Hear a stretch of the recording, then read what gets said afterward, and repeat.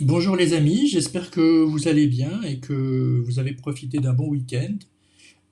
Comme vous le savez, hein, la semaine dernière, j'ai publié plusieurs posts sur le digital et l'omnicanal au Maroc, où j'avais donné une anecdote, un exemple, où il y avait un grand laboratoire marocain qui avait investi 1,8 million de dirhams pour passer à l'omnicanal.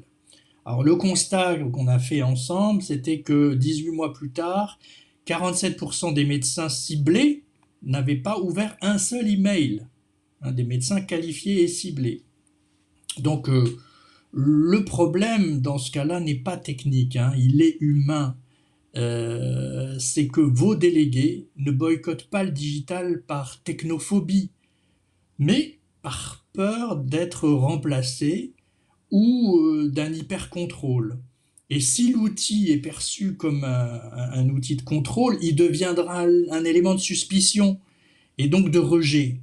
Hein. Et ça, on le voit très souvent dans les mises en place de stratégies et d'objectifs, on va dire, digitaux.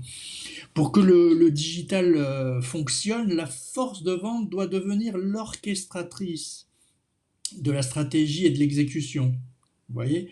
Donc c'est tout l'enjeu du change management. Il faut vraiment que les gens puissent intégrer cette culture. L'IA de nos jours et la data ne sont pas là pour remplacer l'humain, mais pour libérer du temps de qualité pour créer du lien et la négociation avec la relation.